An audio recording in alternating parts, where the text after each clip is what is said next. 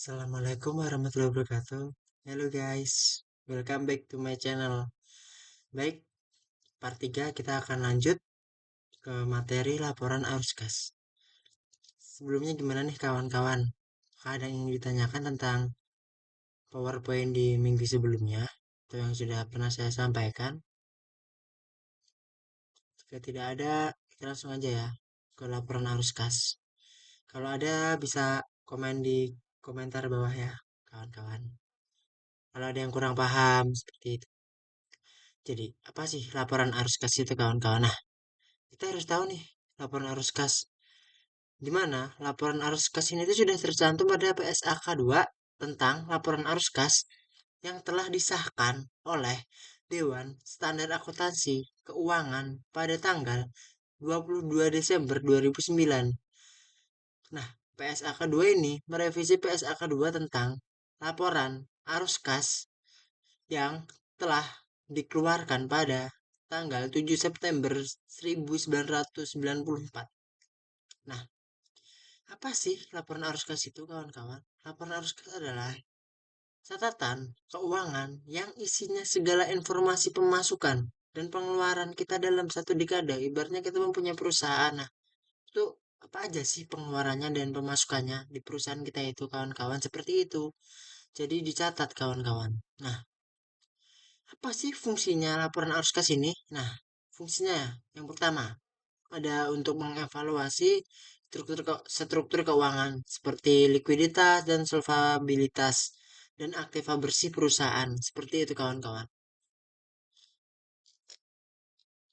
Nah, setelah kita mengetahui fungsi ini, pasti ada dong tujuannya juga kan?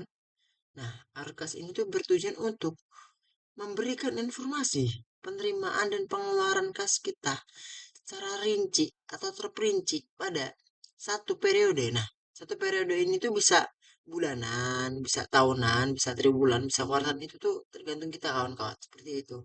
Nah, dalam laporan arus kas ini biasanya tuh ada tiga, tiga apa ya?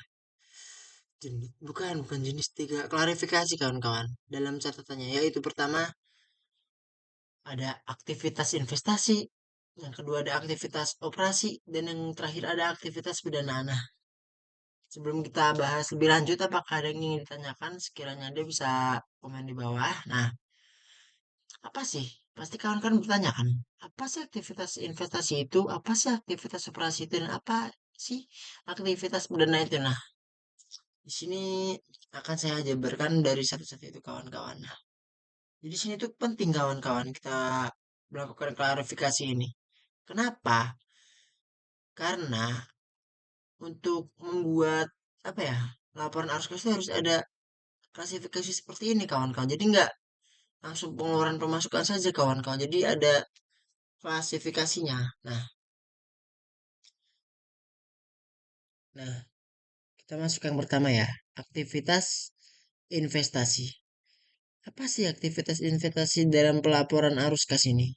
Nah, aktivitas investasi itu sendiri adalah perolehan dan pelepasan aset jangka panjang serta investasi lain yang tidak termasuk setara kas. Nah, terus kayak intinya tuh investasi itu kayak mencerminkan pengeluaran untuk sumber daya yang dimaksudkan untuk menghasilkan kas. Jadi di masa depan tuh biar dapat kas gitu kan kalau di masa depannya. Nah, setelah kita tahu pengertiannya apa saja sih bahannya untuk menyusun arus kas investasi ini? Yang pertama tuh kita hanya butuh aset tidak lancar komparatif kawan-kawan. Nah, apa sih komparatif itu? Komparatif itu kayak perbandingan tahun sekarang dengan maaf maaf. Komparatif itu perbandingan tahun sebelumnya dengan tahun sekarang kawan-kawan. Dengan tahun kemudian seperti itu. Nah, terus investasi. Nah,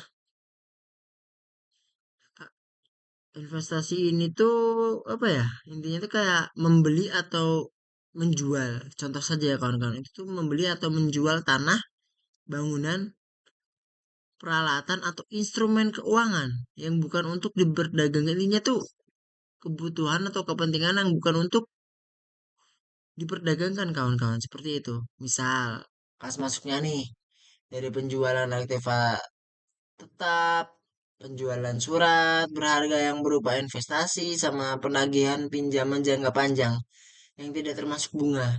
Jika ini merupakan kegiatan investasi kawan-kawan. Nah, itu yang kas masuknya. Sedangkan kas keluarnya itu seperti kayak kita tuh keluar nih.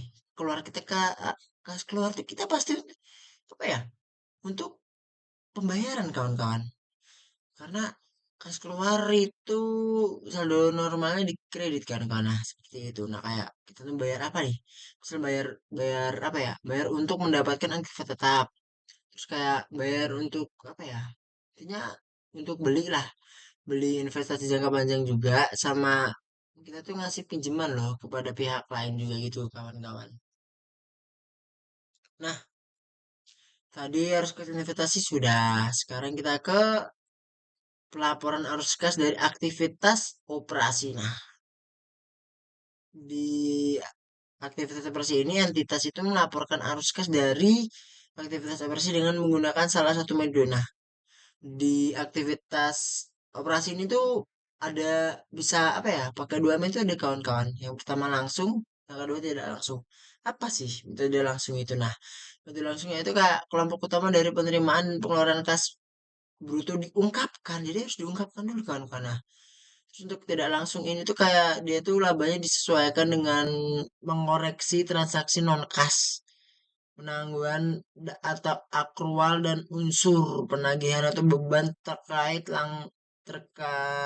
apa ya, aktivitas investasi dan pendanaan kawan-kawan. Nah, jadi saya sarankan untuk metode langsung saja kawan-kawan. Kenapa? Karena tuh informasinya tuh lebih berguna di metode langsung ini kawan-kawan. Karena kalau metode tidak langsung ini kurang lah ibaratnya seperti itu kawan-kawan. Simpelnya mending metode langsung. Terus untuk apa sih bahannya untuk melakukan aktivitas operasi ini? Bahan penyusunnya yaitu kayak pertama laporan laba rugi nih.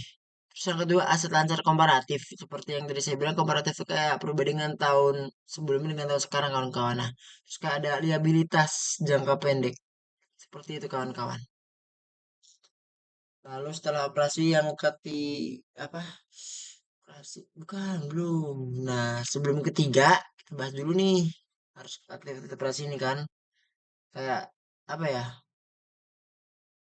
Kita tuh harus catat dua hal loh. Yang sebagai aktivitas operasi itu kas masuk dan kas keluar juga, bukan dari aktivitas.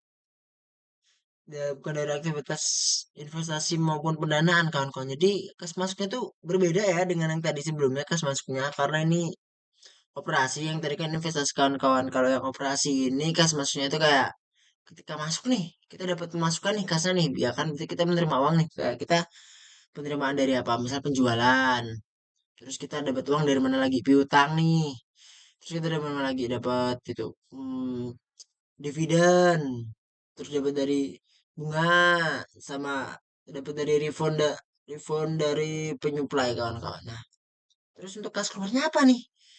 Keluar kan seperti yang tadi sudah saya bilang, keluar tuh kita ngasih uang lah ibaratnya kayak mau beli lah, pembayar apalah gitu kan. Kalau jadi kayak contohnya kayak pembelian barang dan jasa yang akan dijual, terus kayak bunga yang dibayarkan atas utang perusahaan, terus kayak pembayaran gaji dan pajak kawan-kawan. Nah, eh, apa ya sumber datanya arus kas aktivitas operasi ini tuh ada 6 kawan-kawan. Yang pertama penerimaan barang dan jasa, penerimaan royalti, penerimaan sewa dan obligasi, terus pengeluaran untuk pemasok barang dan jasa, pengeluaran untuk gaji karyawan, pengeluaran untuk beban produksi kawan-kawan. Nah, seperti itu. Lalu yang ketiga atau yang terakhir itu ada arus kas pendanaan. Nah, contoh terakhirnya kan aktivitas pendanaan itu apa kawan-kawan? Nah, aktivitas pendanaan itu kayak yang mengakibatkan apa ya, aktivitasnya tuh dia tuh ngakibatin perubahan dalam jumlah serta komposisi kontribusi modal, dan pinjaman entitas kawan-kawan. Jadi itu ubah itu kawan-kawan ya. Terus kayak memprediksi atas arus kas di masa depan para penyedia modal. Nah, sama apa sih bahan penyusunnya? Yaitu liabilitas jangka panjang komparatif dan ekuitas komparatif kawan-kawan. Situ.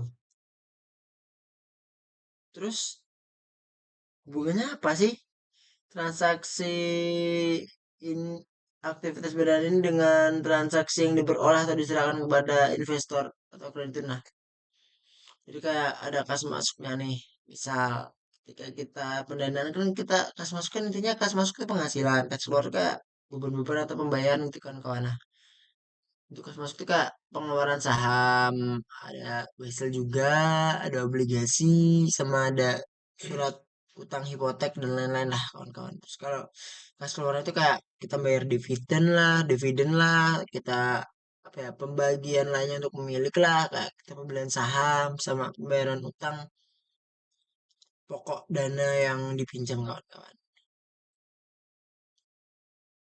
Nah, bagaimana sih penyusunan arus kas menteri langsung dan tidak langsung? Nah, laporan arus kas menteri langsung ya itu kayak intinya tuh metodenya tuh langsung pembuatannya tuh laporan arus kas di mana informasi itu harus apa ya harus bener-bener aktual berbasis kas ke akrual juga. Nah, dari pembuatan kas dan aktivitas operasional seperti yang digunakan sedangkan laporan arus kas metode tidak langsung itu kayak menghitung pergerakan arus kas dari aktivitas operasional dengan menggunakan informasi akuntansi akrual dan selalu dimulai dengan nilai laba bersih. Nah, laba bersih ini kemudian disesuaikan kawan-kawan dan perubahan dalam akun aset dan kewajiban di laporan raca kawan-kawan seperti itu. Kurang lebihnya. Metode langsung dan tidak langsung. Itu berikut ini daftar jenis penerimaan kas dan pembayaran yang paling umum dalam metode langsung tadi kawan-kawan. Ini saya jabarkan ya jenisnya yang metode langsung tadi penerimaan dan pengeluaran atau pembayarannya. Pertama tuh ada penerimaan kas dari pelanggan, terus pembayaran atau pembelian kepada pemasok, pembayaran kepada karyawan kayak gaji dan upah karyawan, terus kayak pembayaran bunga dan pajak, terus kayak pembayaran kas dari pembelian aset tetap dan penerimaan kas dari penerbitan saham. Nah, apa sih? Setelah kita nyusun udah bisa pakai metode langsung tidak langsung. Nah, apa sih manfaatnya laporan arus kas itu? Yang pertama, mudah dalam menilai kemampuan entitas perusahaan. Terus yang kedua, menilai kemampuan entitas dividen dengan akurat. Jadi itu benar-benar akurat kawan-kawan. Terus kayak yang ketiga, melindungi transaksi investasi dan pendanaan kas dengan baik. Terus yang terakhir itu kayak memberikan keterangan tentang angka laba bersih dan kas bersih kawan-kawan. Nah, terus kita lanjut ke bunga dan dividen. Nah, harus kasih bunga dan dividen ini diungkapkan secara terpisah dan di apa ya dipisah lagi diklarifikasikan lagi kan kalau nggak secara konsisten. Nah, bunga bunga itu dapat disajikan arus kas operasi atau pendanaan alternatif. Nah, terus dia juga bisa pendapatan bunga yang disajikan secara apa ya atau sebagai arus kas operasi atau investasi gitu kan kawan. Nah, sehingga dividen itu biasanya dibayarkan dan dapat disajikan biasanya harus kes pendanaan atau operasi kawan-kawan. Jadi kayak pendanaan sama operasi gitu kan, kawan. Investasi gitu. Apakah ada yang ingin ditanyakan? Apakah kecepatan atau ntar bisa bilang ya kawan-kawan. Sekian materi pada hari ini sepertinya cukup ya. Sekiranya ada perkataan atau ucapan saya yang kurang jelas, itu bisa komen saja kawan-kawan. Nanti saya ulangi. Kita bertemu lagi di part selanjutnya. Saya juga mohon ampun kepada Allah karena apabila ada kesalahan dalam perkataan saya, lisan maupun perbuatannya kawan-kawan. Sekali lagi saya mohon maaf. Terima kasih. Sampai bertemu di part selanjutnya. Wassalamualaikum warahmatullahi wabarakatuh.